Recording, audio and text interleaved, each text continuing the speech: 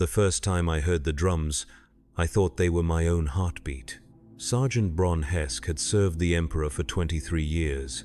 23 years of mud and blood, of screaming orders over the thunder of artillery, of watching good men die for inches of worthless ground.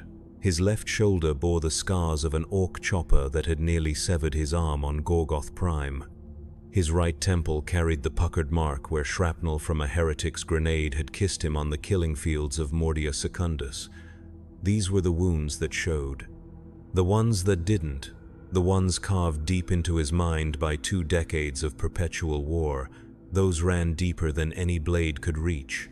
The drums began on Carthax the 7th, during the 3rd month of what the strategists called Operation Righteous Cleansing. The name was a lie, of course. There was nothing righteous about what we did there. The planet had been a paradise once, an agri-world where golden wheat swayed under twin suns and children played in fields that stretched to the horizon. When the heretics came, when they poisoned the wells and burned the granaries and raised their blasphemous temples to dark gods, paradise became purgatory. I remember the morning it started. Dawn came red over the trenches, painting the sky the color of fresh blood. The air tasted of cordite and decay, that familiar cocktail of war that had become as familiar to me as my mother's cooking had been, back when I still remembered her face. The 47th Cadian Shock had been holding the line for 6 weeks, dug in like ticks on a corpse, waiting for the order that would send us over the top into another meat grinder. Bron stood at the edge of the fire trench, his las pistol heavy in his scarred hands. The weapon had seen as much war as he had, its metal worn smooth by countless battles, its power cell housing cracked and repaired a dozen times over. Below him, his squad prepared for another day of killing. Trooper Marcus cleaned his lasgun with the methodical precision of a man who understood that a dirty weapon meant death. Corporal Vex checked and rechecked his grenade harness, counting the frags like prayer beads. Young Kine, barely 18 and still soft around the edges despite 6 months of warfare, stared out at no man's land with eyes that had seen too much for his years. Sergeant. The voice belonged to Lieutenant Cordwainer, a pale man with nervous hands who had arrived 2 weeks ago fresh from the Schola and still believed in glory. Command wants us to probe the heretic positions. Sector 7 Alpha, grid reference. I listened to the coordinates with half an ear. Numbers on a map, meaningless designations for pieces of ground that would be soaked with blood before the day was done. The lieutenant's voice faded into the background noise of war, the constant low rumble of distant artillery, the crack of sniper fire, the wet sounds of wounded men crying for their mothers in the medical bunkers. That was when I heard it. Beneath the chaos of battle, beneath the lieutenant's nervous chatter and the morning prayers of the dying, there was something else, a rhythm. Deep and primal like the beating of a massive heart buried somewhere beneath the earth. Thumb-thumb, thumb-thumb, thumb-thumb. At first, I thought it was my pulse pounding in my ears, the way it sometimes did when the adrenaline spiked before a charge. But this was different. This came from outside, from somewhere beyond the trenches, beyond the war itself. It called to something inside me, something that had been sleeping for 23 years of loyal service. Sergeant Hesk, are you listening? Cordwainer's voice had taken on an edge of irritation. Officers didn't like being ignored, especially by non-commissioned men who had forgotten more about war than they would ever learn. Yes, sir. The words came automatically, learned through decades of military conditioning. Sector 7 Alpha, recon in force, assess enemy strength and disposition. Precisely. Take your squad forward at 0900. Try not to get them all killed, Sergeant. The lieutenant walked away, his boots squelching in the perpetual mud that lined the trenches. He would be dead within a month, I knew. They all were, these fresh-faced officers with their dreams of promotion and their leather-bound copies of the Imperial Guard manual. The war would chew them up and spit out their bones, just as it had chewed up all the others. But the drums continued. I tried to shake the sound from my head, rolling my shoulders and working my neck until the joints cracked. The rhythm persisted, steady and insistent, matching the pace of my breathing. It wasn't unpleasant exactly. If anything, it felt natural, like a song I had once known but forgotten, like coming home after a long journey. "All right, you worthless dogs," I barked at my squad, falling into the familiar cadence of command. "We're going over the top in 30 minutes. Check your weapons, check your armor, check the man next to you, because his life might be the only thing standing between you and a heretic's blade." The men responded with the practiced efficiency of veterans. Even young Khorne moved with purpose now, his hands steady as he chambered a fresh power cell into his lasgun. These were good soldiers, men I had trained and fought beside and bled with across half a dozen worlds. They deserved better than to die for inches of poisoned dirt on a planet whose name would be forgotten by history. The drums grew louder as we prepared to move out. They seemed to echo off the trench walls, reverberating through the packed earth and broken ferrocrete that formed our makeshift fortifications. I wondered if the others could hear them too, but their faces showed no sign of recognition. Perhaps it was just me. Perhaps 23 years of war had finally caught up with the inside of my skull. At 0900 precisely, we went over the top. The no-man's land of Carthax VII stretched before us like a vision of the hell that awaited the unfaithful. Shell craters filled with stagnant water reflected the bloody sky. Coils of razor wire glinted with morning dew that looked suspiciously like tears. The bodies of previous assaults lay scattered across the torn ground, some in the uniform of the guard, others wearing the crude armor and blasphemous symbols of the heretics. The dead made no distinction between loyalty and treachery. They were all just meat now, left to rot under alien suns. We moved in standard formation, Vex on point, Marcus and Khorne covering the flanks, myself bringing up the rear with the Vox unit crackling against my back. The going was slow, every step a negotiation with the sucking mud and twisted metal that carpeted the battlefield. Somewhere ahead, the heretics waited in their own trenches, just as cold and miserable as we were, just as ready to die for their convictions. The drums continued their relentless rhythm, and I found myself moving to their beat. Step, step, step. My boots squelched in perfect time with the phantom percussion that filled my head. It gave me strength, somehow, made each step feel lighter despite the weight of my gear, made the lasgun in my hands feel like an extension of my own body rather than just another piece of military hardware. "Contact front," Vex whispered into his microbead. 200 meters, fortified position, looks like a listening post. I crawled forward through the muck until I could see what he was talking about. A cluster of sandbags and broken ferrocrete formed a rough circle around what had once been a civilian dwelling. The windows had been blocked with metal plates, gun ports cut at strategic intervals. Smoke drifted from a makeshift chimney, carrying the smell of cooking meat that made my stomach growl despite the circumstances. "How many?" I asked. "Hard to tell, Sergeant. I count at least 4, maybe 6. Light weapons, nothing we can't handle." Standard procedure would have been to call in artillery to rain down Emperor's wrath from above until nothing remained but crater and corpses. But artillery was precious on Carthax VII, and command had made it clear that every shell needed to count. We would have to take the position the hard way, with las fire and steel and the kind of close-quarters butchery that separated soldiers from civilians. The drums pounded harder as I studied the heretic position. My pulse quickened, and I could feel something stirring in my chest, something that had been dormant for too long. It was anticipation, I told myself, the natural response of a veteran soldier preparing for combat. Nothing more than that.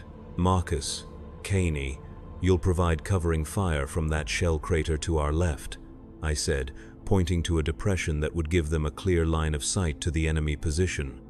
"Vex, you're with me. We'll work our way around to the right flank, try to get behind them before they know we're here." "What about prisoners, Sergeant?" Khorne asked. Command wanted intelligence on their numbers and dispositions. I looked at the young trooper for a long moment, remembering when I had been like him, when I still believed that wars could be fought cleanly, that there was honor to be found in the killing fields, that the Emperor's light could shine through even the darkest campaigns. That innocence was precious, and part of me wanted to preserve it for as long as possible. But the drums were getting louder now, and with them came a hunger I had never felt before, a need that went beyond duty or tactics, or the simple desire to survive another day. I wanted to see blood. I wanted to hear screams. I wanted to feel bones break under my hands and watch the light fade from enemy eyes as they realized that their dark gods could not save them from the fury of the Imperial Guard. "No prisoners," I heard myself say. "Kill them all." The words surprised me. In 23 years of service, I had always followed the rules of engagement, always tried to conduct myself with the honor befitting a servant of the throne. Prisoners were valuable. Intelligence was crucial. Unnecessary killing served no tactical purpose and reflected poorly on the regiment's discipline. But as soon as I spoke the words, they felt right, natural, like a key turning in a lock that had been waiting to open for decades. We moved into position with the practiced stealth of veteran soldiers. Every step was calculated, every breath controlled, every heartbeat synchronized with the phantom drums that continued to thunder in my skull. The sound was so loud now that I couldn't understand how the others failed to hear it. It seemed to shake the very ground beneath our feet, to echo off the clouds and reverberate through the bones of the earth itself. The first heretic died without ever knowing we were there. Vex put a last bolt through his head as the man stood up to stretch his back, probably tired from a long night of standing watch. The corpse toppled backward into the fortified position, and I heard shouts of alarm from the others inside. "Now!" I roared, and we were moving. The next few minutes became a blur of violence and noise. Las fire crackled through the air, painting everything in strobing red light.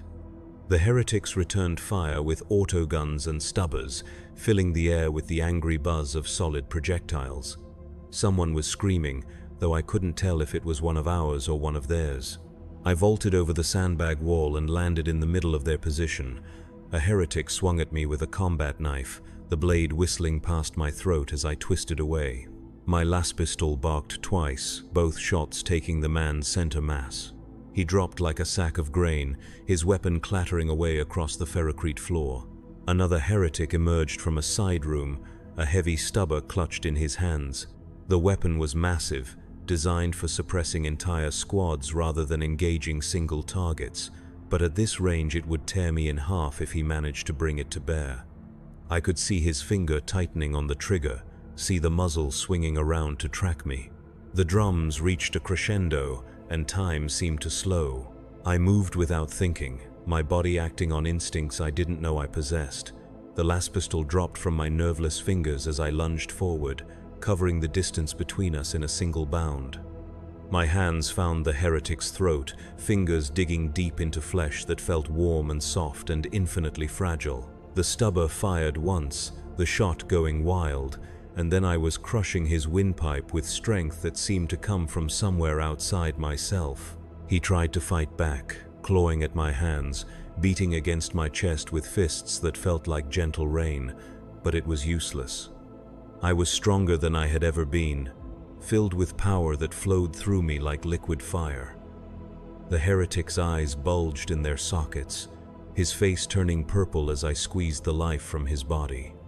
I could feel his pulse fluttering against my thumbs, could hear the wet rattle as his lungs fought for air that would never come. And I laughed. The sound that came from my throat was not the laugh of Sergeant Bron Hesk, loyal servant of the throne. It was something darker, hungrier, filled with joy at the sight of suffering and death. The heretic's struggles grew weaker, and my laughter grew louder, until it seemed to drown out even the thunder of the drums that continued to pound in my skull. When the heretic finally went limp, I held him there for another few seconds, savoring the weight of his corpse in my hands. Then I let him drop and turned to find the rest of my squad staring at me with expressions I couldn't quite read. "Sector clear," Vex reported, his voice carefully neutral. 6 hostiles down, no friendly casualties. "Good work," I said, surprised at how normal my voice sounded. "Sweep the position for intelligence and usable supplies. We'll hold here for 15 minutes, then continue the patrol." The men moved to obey, but I could feel their eyes on me as they worked. They had seen something in those moments of violence, something that disturbed them more than the simple fact of killing enemies. I wanted to reassure them, to explain that nothing had changed, that I was still the same sergeant who had led them through 24 campaigns. But that would have been a lie. Something had changed when I felt the heretic's life drain away beneath my fingers. Something fundamental had shifted inside me, like a door opening onto a room I had never known existed. The drums were quieter now, satisfied for the moment, but they had not stopped entirely. They would never stop entirely, I realized. They were part of me now, as much a part as my heartbeat or my breath. We found little of intelligence value in the heretic position, a few maps marked with positions that had probably changed since they were drawn. Some personal effects that told us nothing we didn't already know about enemy morale and supply lines, a Vox unit that had been damaged beyond repair, its circuits melted by what looked like deliberate sabotage. What we did find were the bodies of 3 Imperial citizens, civilians who had been captured during the heretics' advance across the agricultural districts. They had been tortured extensively before they died, their flesh marked with symbols that hurt to look at directly. One of them had been skinned alive, another disemboweled while still breathing.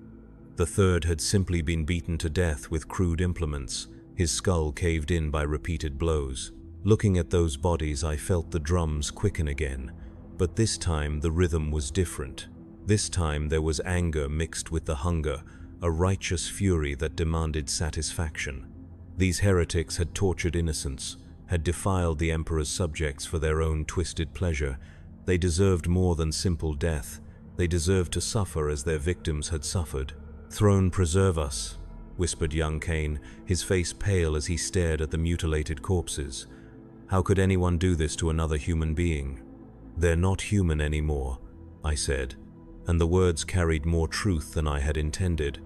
The moment they turned from the Emperor's light, they became something else, something that needs to be destroyed.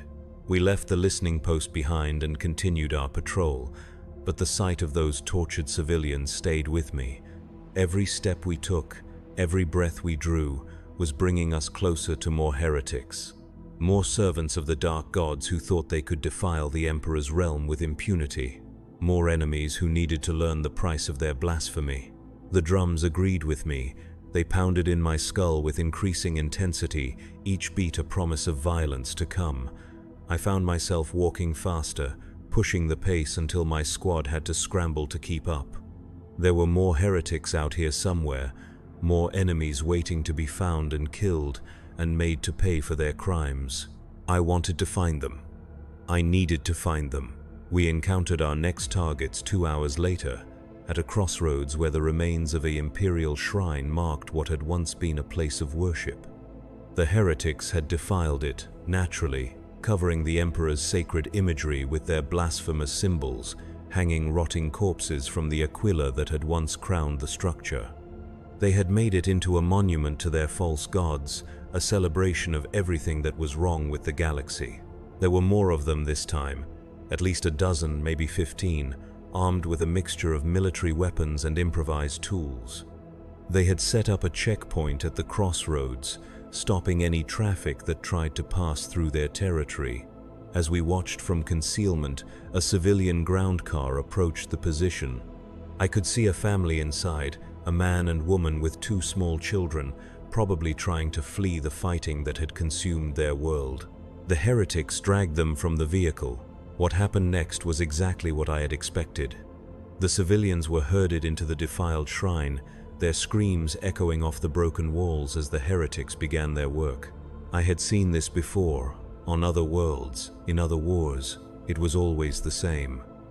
The servants of chaos took pleasure in suffering, fed on terror and despair like vampires feeding on blood. "We have to help them," Khorne whispered, his young face twisted with anguish as the screams continued. "It's too late for that," Vex replied, his voice flat with the resignation of experience. "There are too many of them, and we're too far away. By the time we could get there, it would be over." He was right, of course. Tactically, it made no sense to expose our small squad to superior numbers in a prepared position. The correct course of action would be to observe the enemy positions, gather intelligence on their numbers and dispositions, then withdraw and report our findings to command. That was what the manual said. That was what 23 years of training had taught me. But the drums were screaming now, drowning out rational thought with their thunderous rhythm. The sound of civilian suffering mixed with the beat in my skull until I could no longer tell where one ended and the other began.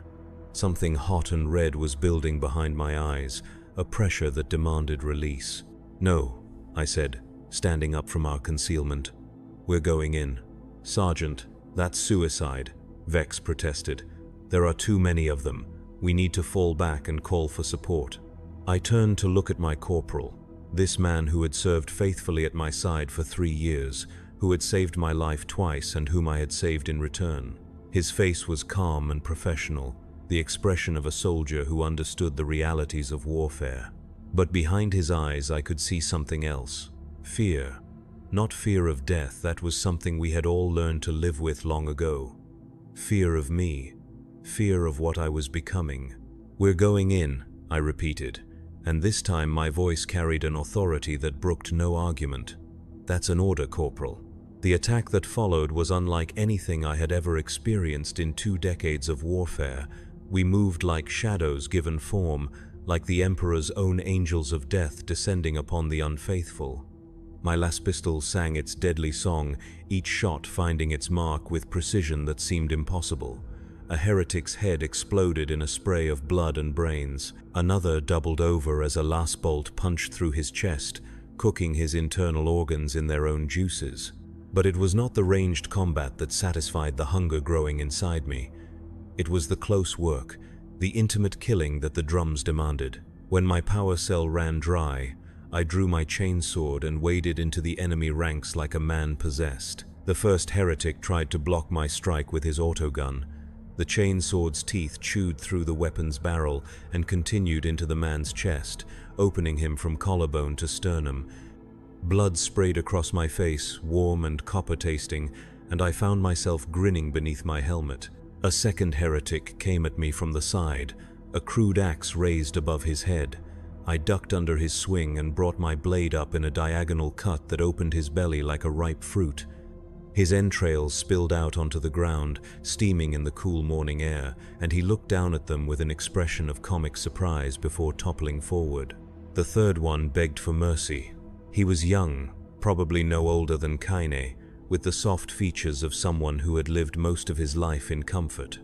His weapon lay forgotten on the ground, and he held his hands up in surrender, tears streaming down his cheeks as he babbled pleas for his life. "Please," he said, his voice cracking with terror. "I don't want to die. I have a family, children. Please don't kill me." I should have accepted his surrender. The rules of engagement were clear on this point. Enemy combatants who laid down their arms and offered no resistance were to be taken prisoner for interrogation. It was not only tactically sound, it was morally right. The Emperor's servants did not murder helpless opponents, but the drums had reached a fever pitch now, and through their thunder, I could hear something else. Laughter, deep and rich and infinitely cruel, the kind of laughter that echoed from fighting pits and execution grounds. It was coming from somewhere far away, from a realm of brass and blood where warriors fought eternal battles for the amusement of dark gods. It was also coming from my own throat. "Your family is already dead," I told the young heretic, and raised my chainsword above my head. "Your children are rotting in mass graves. Your wife is feeding the worms, and now it's your turn."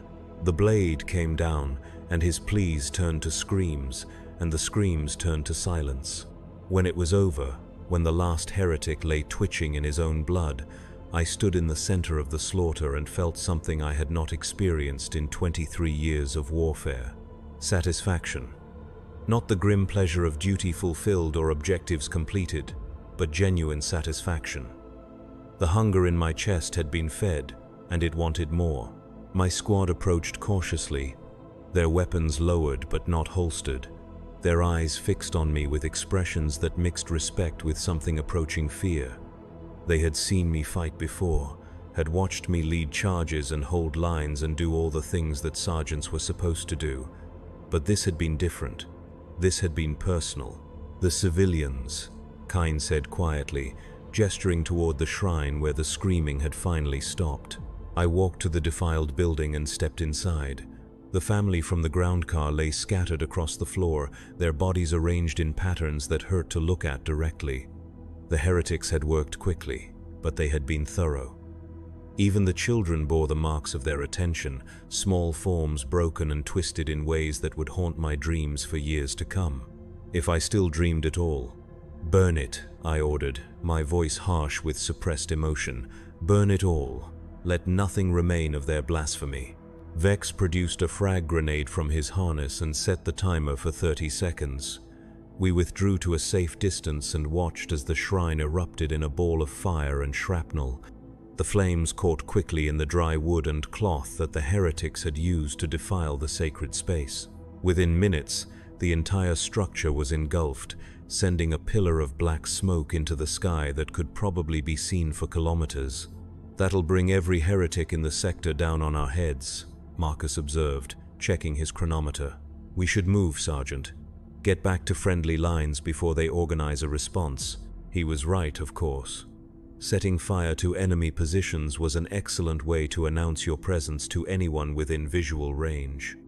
Standard procedure would have been to conduct our reconnaissance as quietly as possible, avoiding contact when feasible, engaging only when necessary to complete the mission. But standard procedure seemed less important now than it had that morning. The drums in my skull had changed something fundamental about my priorities. "Let them come," I said, slinging my chainsword across my back and checking the charge on my last pistol. "Let them all come." We took positions around the burning shrine and waited. The smoke rose higher into the morning sky, a beacon that called to every enemy in the sector. Somewhere out there, heretic commanders were receiving reports of the fire, dispatching squads to investigate, coordinating their response to what they probably assumed was a major imperial assault. They would come in force, expecting to find a company or even a full regiment. Instead, they would find 4 guardsmen and a sergeant whose mind was slowly being eaten away by something that whispered of blood and skulls and endless war. The first response came within 20 minutes.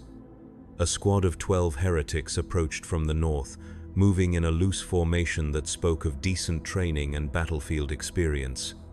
They were cautious but not overly so, probably expecting to find the site already abandoned by whatever Imperial forces had been responsible for the fire. I let them get within 50 meters before giving the order to engage. The opening volley cut down half of them before they even realized they were under attack. Las fire crackled through the air, painting everything in strobing red light, and the acrid smell of ozone mixed with the smoke from the burning shrine. The survivors sought cover behind a cluster of rocks that had once marked the boundary of the shrine's garden, returning fire with autoguns and las weapons of their own. Covering fire, I called to my squad and broke from concealment. What followed was not tactics in any sense that would be recognized by the Schola Progenium. It was not the careful application of firepower and movement that had carried the Imperial Guard to victory on 1,000 worlds. It was something older and more primal, the kind of warfare that predated las weapons and powered armor and all the civilized trappings of modern conflict. It was slaughter. I covered the distance to the heretic position in seconds, moving faster than I had ever moved before. My legs pumped like pistons, each step eating up meters of ground, my body filled with strength that seemed to come from somewhere outside myself. A heretic rose up to meet me, his autogun chattering as he emptied a clip in my direction. The rounds passed so close I could feel their heat, but somehow none of them found their mark. My chainsword took his head off at the shoulders. Blood fountained from the severed neck, splashing across my armor and face mask, and I could taste copper through the air recyclers. The drumbeat in my skull reached a crescendo, and I threw back my head and roared my defiance at the sky. The sound that emerged from my throat was not entirely human anymore. The remaining heretics broke and ran. I pursued them across the broken ground, my sword singing as it carved through flesh and bone. One man made it almost 30 meters before I brought him down, the chainsword's teeth chewing through his spine just below the skull. Another tried to surrender, dropping his weapon and raising his hands in supplication, but the sight of his fear only fed the hunger that was consuming my mind. When it was over, I stood alone among the corpses, breathing heavily as the drums in my head gradually subsided to a more manageable level. My armor was painted with blood from head to foot, and steam rose from the superheated metal of my chainsword's blade. In the distance, I could hear more vehicles approaching, drawn by the sound of battle. "Sergeant." Vex's voice came from behind me, carefully modulated to avoid giving offense. "We should withdraw. Establish a new observation post further from the contact site." I turned to face my squad and saw them step back involuntarily. Even through their face masks, I could see their expressions. They were looking at me like they had never seen me before, like I was some stranger wearing their sergeant's uniform and carrying his weapons. Perhaps that was closer to the truth than any of us wanted to admit. "No," I said, wiping blood from my chainsword's blade with a piece of torn cloth. "We hold here. Let them come to us." "Sir, that's not tactically sound," Marcus ventured, his voice nervous. "We're outnumbered at least 10 to 1. If we stay here, we'll be overrun." I looked at the trooper who had served under me for 2 years, who had followed me through the hell of Mordia Secundus and the ice fields of Valhalla Prime.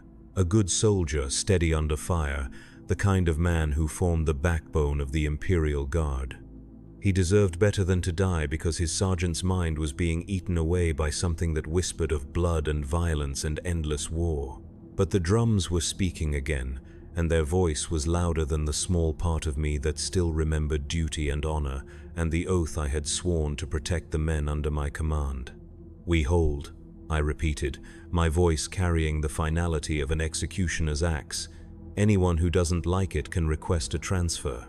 The next wave came from 2 directions simultaneously, 30 heretics from the east, another 20 from the south, moving with the coordination of units that had fought together before. They had learned from the fate of their comrades, approaching under cover of suppressing fire, using smoke grenades to mask their advance. It was a textbook assault, executed with the kind of precision that would have made their instructors proud back when they still served the Emperor. It didn't matter. The drums had reached a new level of intensity, and with them came strength that no mortal warrior should possess. I felt my muscles swelling beneath my armor, felt my bones growing denser and harder.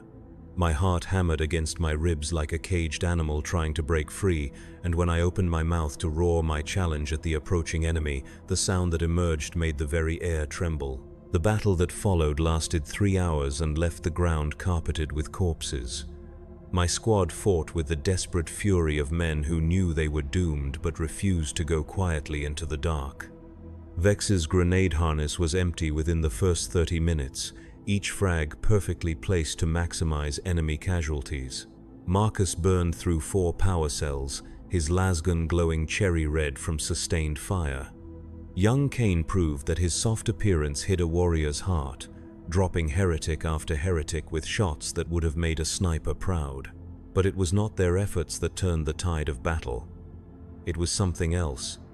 Something that moved through the enemy ranks like a force of nature given flesh and armed with a chainsword that sang hymns of violence.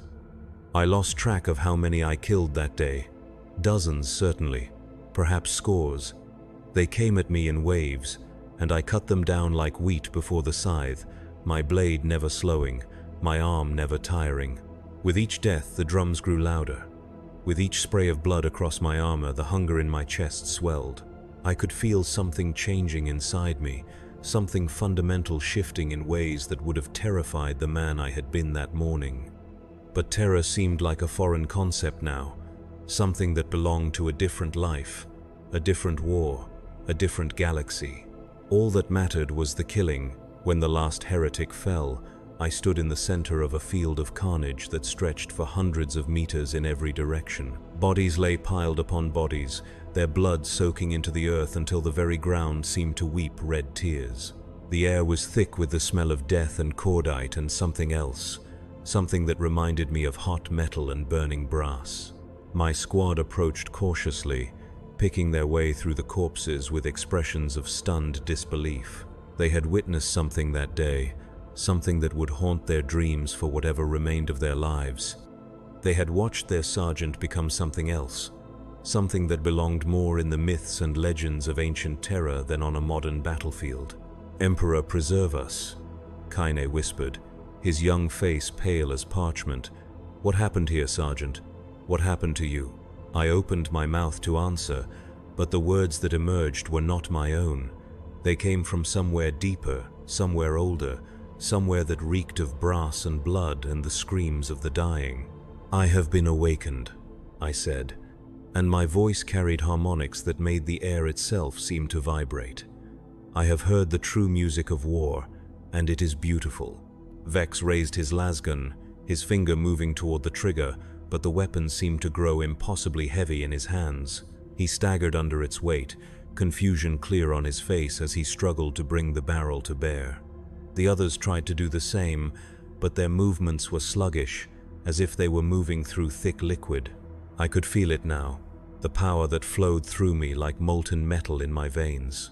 It was changing me, reshaping me, turning me into something that would serve purposes far grander than the petty wars of mortal men.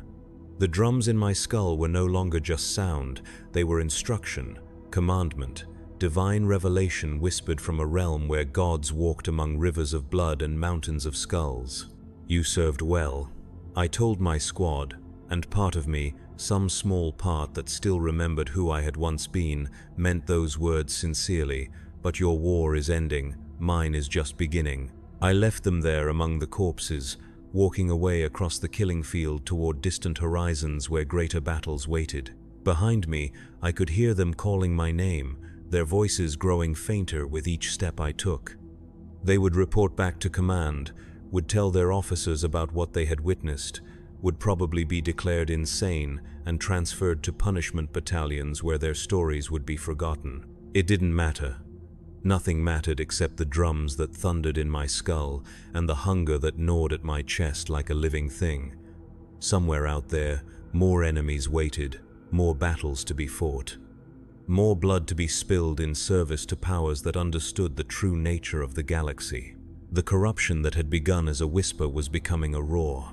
3 days passed before I encountered another Imperial unit, 3 days of wandering across the war-torn landscape of Carthax VII, following the sound of distant gunfire and the sweet scent of burning flesh. I had not eaten in all that time, nor slept, nor even paused to rest. The hunger that consumed me was not the mundane need for food or water or sleep. It was something far more fundamental, a craving that could only be satisfied with violence and death and the terror in an enemy's eyes. My body had changed during those 3 days of wandering. The muscles beneath my armor had swollen until the ceramite plates could barely contain them. My hands had grown larger, the fingers elongating into something more suited to tearing flesh than operating delicate machinery. When I caught my reflection in a puddle of stagnant water, the face that stared back was still recognizably mine but altered. The eyes burned with an inner fire that had nothing to do with human emotion. The teeth had sharpened into points that would have made an orc proud. The drums never stopped. They pounded in my skull with the rhythm of a massive heart, growing louder with each passing hour, each beat synchronized with the pulse of blood through my expanding veins. Sometimes I could hear other sounds mixed with the percussion, screams, laughter, the ring of steel on steel, the wet sound of blade parting flesh. It was beautiful music, the symphony of eternal war played on instruments of bone and sinew. I found the Imperial Patrol at dawn on the 4th day, a squad of Mordian Iron Guard advancing through a ruined township that had once housed agricultural workers. They moved with the rigid discipline that their regiment was famous for, their uniforms immaculate despite weeks in the field, their weapons maintained to parade ground standards. There were 8 of them, led by a young lieutenant whose mustache was waxed to regulation perfection. They saw me approaching across the rubble-strewn street and immediately brought their lasguns to bear. Professional soldiers, responding to a potential threat with appropriate caution. The lieutenant stepped forward, his weapon held at the ready but not quite aimed at my chest. "Halt," he called out in the crisp accent of Mordian nobility. "Identify yourself." I stopped 20 meters away, studying them with eyes that no longer saw fellow servants of the Emperor. Instead, I saw obstacles, impediments to the greater purpose that was slowly consuming my mind. The drums in my skull quickened, and I could feel saliva gathering in my mouth at the thought of what was to come. "Sergeant Bron Hesk, 47th Cadian Shock," I replied, my voice carrying harmonics that made several of the Mordians step back involuntarily.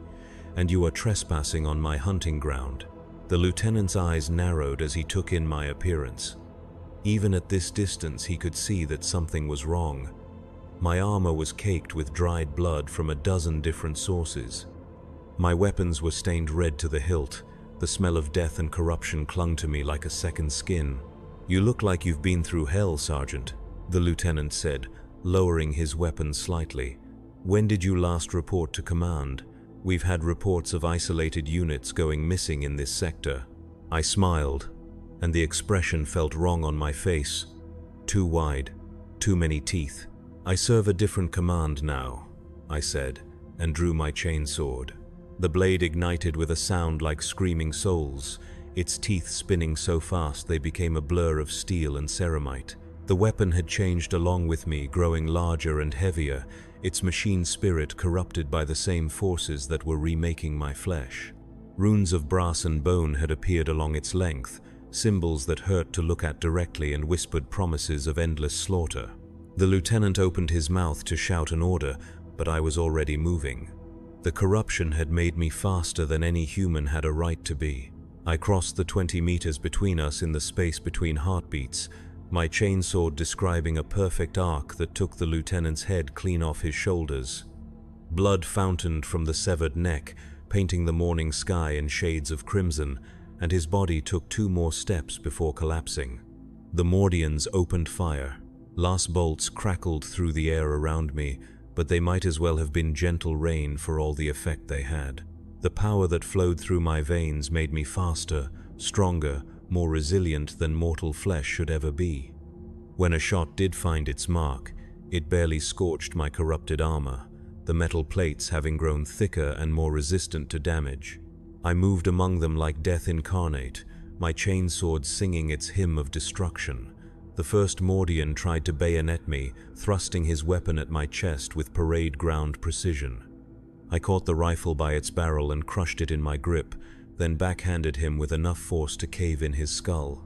The second one screamed as my blade opened him from groin to throat, spilling his organs onto the broken concrete. The third one ran. I pursued him through the ruins of the township, my feet barely touching the ground as I bounded from rubble pile to collapsed wall. The Mordian was young and fit, probably a champion runner back on his homeworld, but he might as well have been standing still for all the good his speed did him. I caught him at the edge of what had once been the town's central square and lifted him off his feet by his throat. "Please," he gasped, his face turning purple as I squeezed. "I have a family, children, please." The words were meaningless noise, no different from the bleating of livestock before slaughter. I had heard them before, would hear them again, would always hear them. Fear was the same in every language, on every world, in the voice of every species that had ever drawn breath in this galaxy. It was the one constant in a universe of variables, the one truth that transcended race and creed and allegiance. I crushed his windpipe and let his body fall.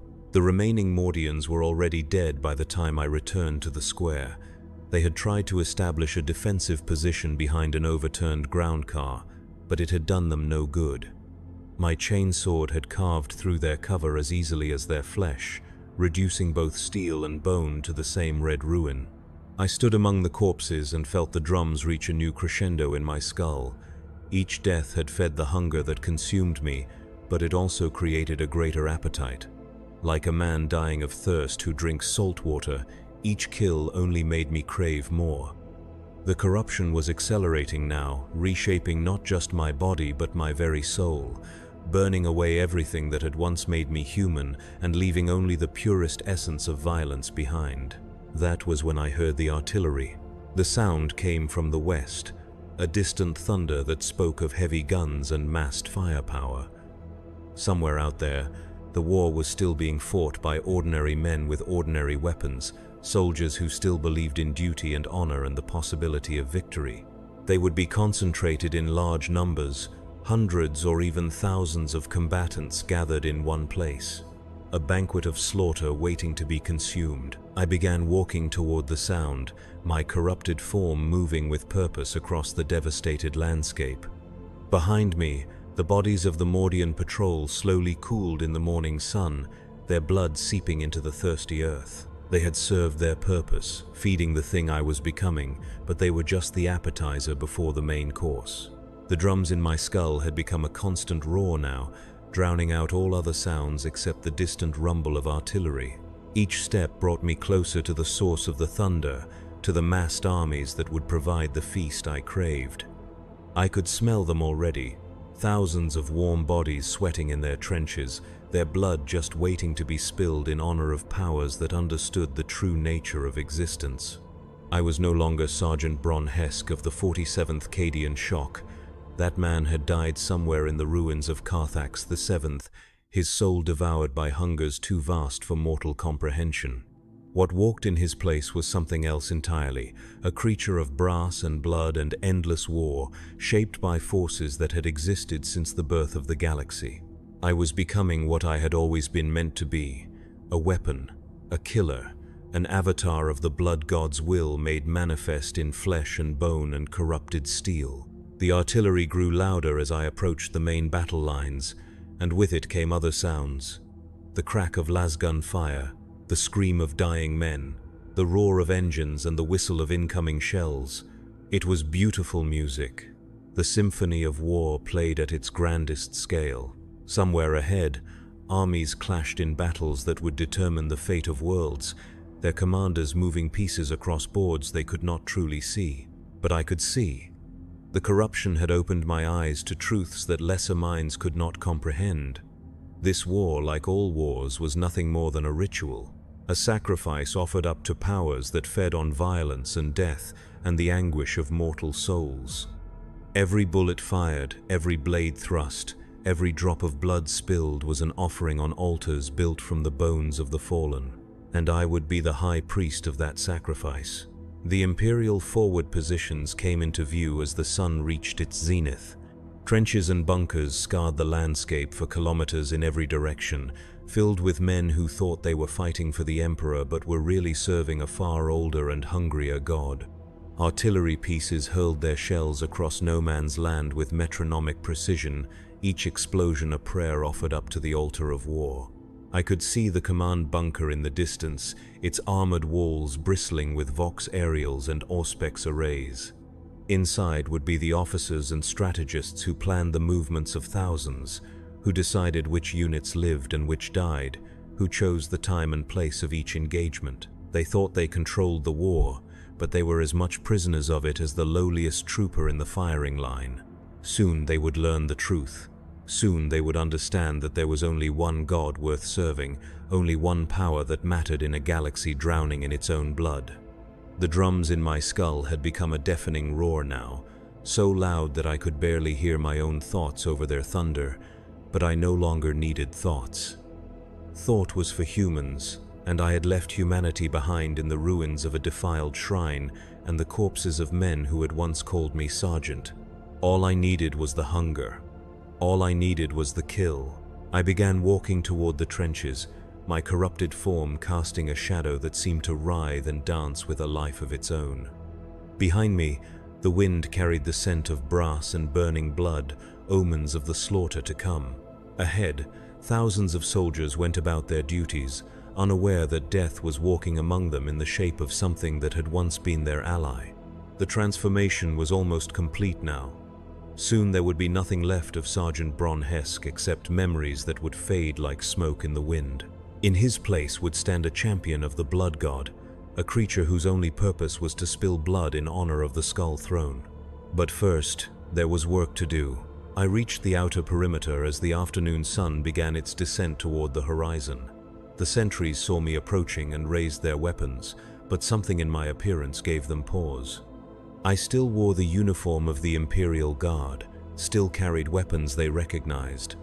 The corruption was obvious to anyone who looked closely, but at a distance I might still pass for human. "Halt," called one of the guards, a corporal with the weathered face of a veteran. "State your name and unit." "Sergeant Bron Hesk," I replied, my voice carrying harmonics that made the air itself seem to vibrate. 47th Cadian Shock. I have intelligence for the command staff." The corporal hesitated, studying my appearance with the practiced eye of a soldier who had seen too much war. He could sense that something was wrong, but 20 years of military conditioning made it difficult for him to believe that a fellow guardsman might pose a threat. "You look like you've been through the grinder, Sergeant," he said finally. "When did you last have contact with your unit?" I smiled, and the expression split my face wider than human anatomy should have allowed. "This morning," I said. "But they're all dead now." The corporal's eyes widened as he began to understand, his finger moving toward the trigger of his lasgun. But it was too late, far too late. My chainsword took his head before he could even begin to scream. The massacre that followed would be remembered in the annals of Carthax VII as the Crimson Hour, 60 minutes of slaughter that saw an entire regiment reduced to scattered body parts and pools of cooling blood. I moved through their positions like a force of nature, my corrupted blade carving through men and materiel with equal ease. Nothing could stand against me, nothing could slow me down. The hunger had consumed everything that had once made me human, leaving only the purest essence of violence behind. I was no longer a man who killed. I was killing itself given form and purpose, a living weapon shaped by forces that had existed since the birth of time. When it was over, when the last screams had faded and the final drops of blood had soaked into the thirsty earth, I stood alone among the ruins of what had once been the 23rd Mordian Iron Guard. Their regimental standard lay trampled in the mud, its proud aquila stained with the gore of those who had died defending it. But their deaths had not been in vain.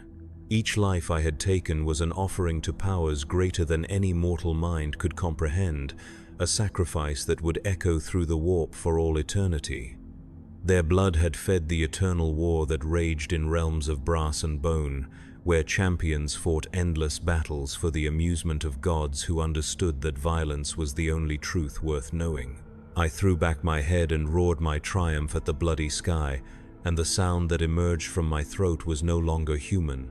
It was the voice of something far older and far more terrible, a creature that existed only to kill and to spill blood in honor of the Skull Throne. The corruption was complete. Sergeant Bron Hesk was dead, consumed by hungers too vast for mortal flesh to contain. In his place stood something that had no name except for the whispered prayers of those who served the blood god, a champion, a killer, a living weapon forged in the fires of eternal war. The drums in my skull had become a constant thunder now, so loud that they drowned out all other sounds, but I could still hear one thing above their roar: laughter. Deep and rich and infinitely cruel, the voice of a god who had claimed another soul for his endless armies. I began walking toward the horizon, where new battles waited and fresh blood could be spilled in honor of powers that understood the true nature of the galaxy. Behind me, the battlefield slowly cooled under alien stars, its carpet of corpses serving as a monument to the futility of mortal ambition. The war would continue without me. Other sergeants would lead other squads into other battles, and most of them would die just as meaninglessly as the men who had served under me. But a few, a precious few, would hear the drums as I had heard them, would feel the hunger as I had felt it, would discover the truth that lay hidden beneath the lies of duty and honor and faith. They would learn, as I had learned, that there was only one God worth serving in a galaxy drowning in its own blood, one power that understood the true nature of existence, one eternal truth that transcended race and creed and species. Blood for the blood god, skulls for the skull throne. The drums agreed.